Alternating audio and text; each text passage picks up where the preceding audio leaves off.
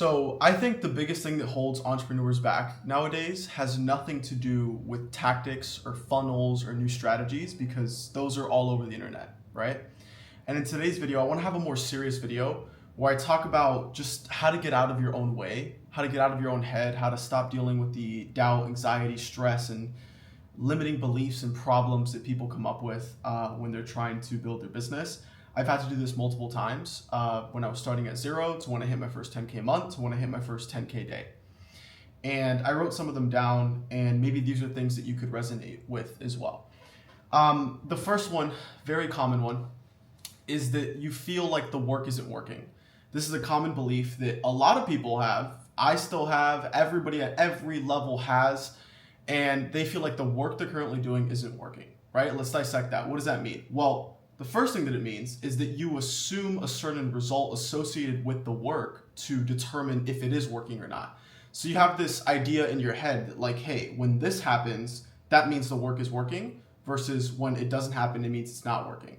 That in itself is relying on something that is outside of your control. You can't control if a client's going to pay you. You can't control if a YouTube video gets 1 million views.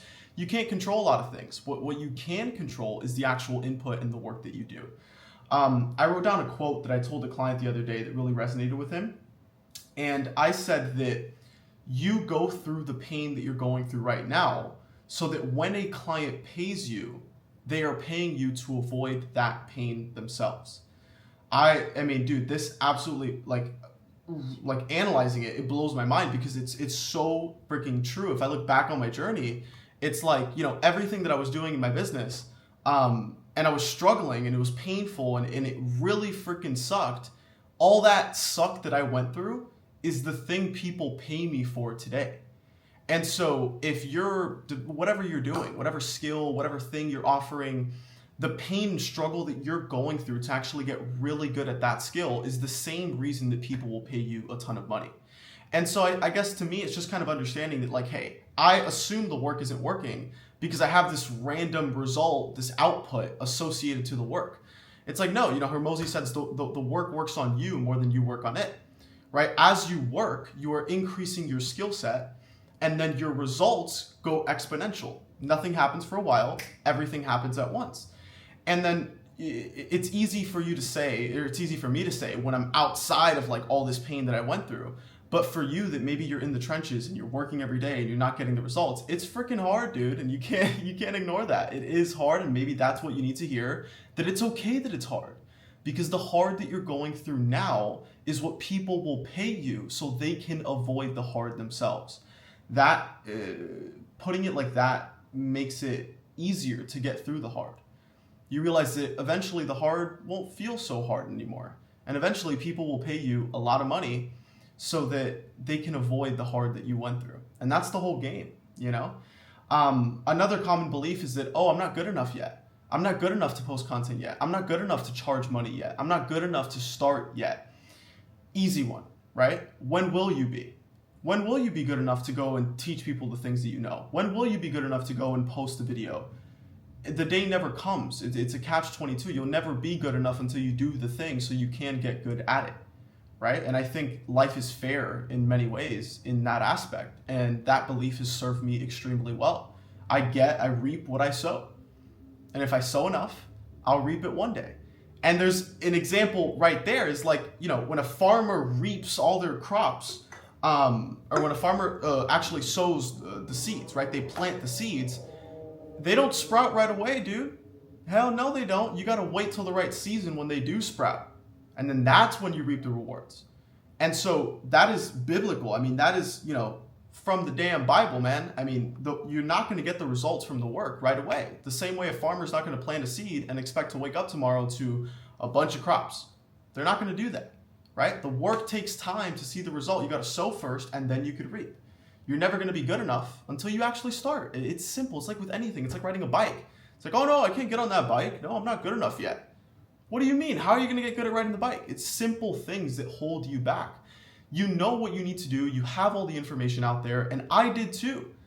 But the thing that would stop me was just myself, my head, me not thinking I'm good enough, me thinking that the work isn't going to work. And another very, very common one is that selling is sleazy, right? A lot of people think that, oh, if I sell something, like it is bad. Like a lot of people associate selling as being a bad thing. And that's because when they think of sales, they think of walking into the mall to buy some clothes and somebody comes up to you and they're like, can I help you? And you're like, nah, man, nah, I'm just looking. Or the car salesman, right? Like I had, I went to buy a car from a dealership in South Miami, and dude, they tried overcharging me like 10 grand. And selling is sleazy. It's a common stereotype and limiting belief, because the way that I view it is that selling is service. If you have conviction in the thing that you're selling and you've done the work, you've went through the pain and struggle yourself, why wouldn't you sell it? Especially if people are going to pay you to avoid that pain, if you don't sell it to them, you're doing them a disservice, because they're going to have to go through the same thing that you went through, man. So there's millions, there's thousands, millions of people that are dying to buy what you have. If only they knew who you were, right? And that's why you got to post content. And if only you actually cared about selling them. Because if you sell them, their life's going to get a whole lot better. And if the thing you're selling is not going to help people, that's probably why you're not making sales, dude, right? So a lot of people are in their own head. They're in their own way.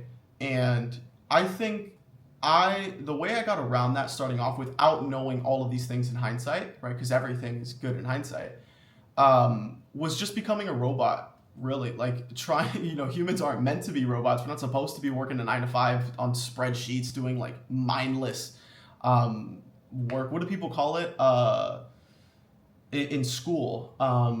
Busy work, right? We're not meant to do busy work. We're meant to be creative. We're meant to work on projects that we care about, that we could sit in front of the laptop, drink 2 Celsius and go absolutely ham on. That's what we're meant to do. And so, don't be focused on busy work, dude. What you can do is you can turn the work that you're doing, kind of think of it like you're a robot, and robots don't have emotions, right? The reason most people fail, even though they know everything they need to be doing, is because they let their emotions take over. I used to run ads for real estate agents, and it was very easy for me to run their ads because they were spending the money on the ads.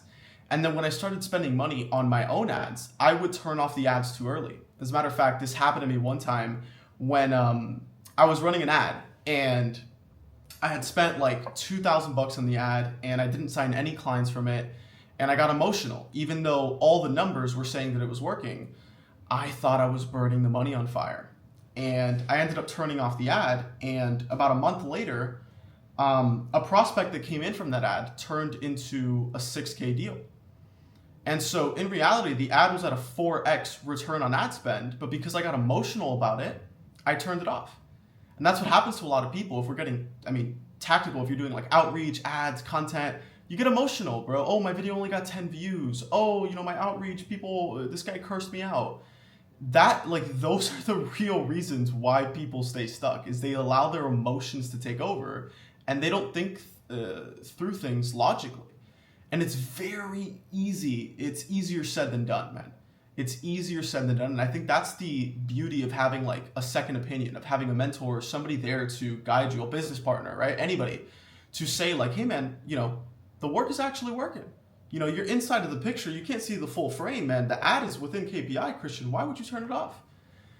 See, when I turned that ad off, I didn't have anybody to help support me. Anybody to look at like a 3,000 foot overview of my business and say, dude, what the hell are you doing?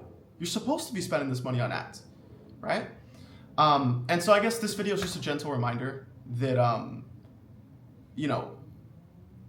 beliefs in our internal state and our emotions, those are the reasons why we fail. And maybe you feel like the work isn't working. Maybe you feel like selling is sleazy. Maybe you feel like you're not good enough yet. Those are things that will forever hold you back. And if you watch my content, you watch my channel, I don't want you to be one of those guys, okay? Take some lessons from here, take some principles, and apply them into your business and life. And that's pretty much it for this video. If you want to see some cooler content, you can check out a video around here. And thank you for watching, man. I'll see you real soon. Peace out.